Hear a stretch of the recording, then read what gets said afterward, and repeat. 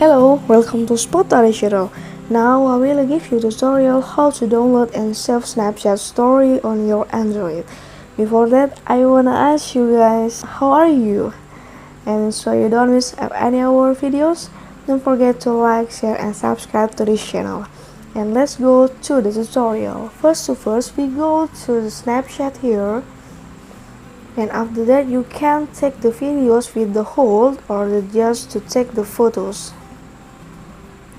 And then you can save with the toggle save here, and it's saved.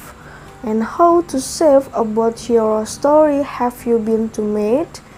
Click the symbol here and then click story that you want to be saved. Click the three dots and click save here. It's same way to you. And let's check in my gallery it is saved or not, and it's saved. Okay, this is a tutorial how to download and save the Snapchat story on your Android.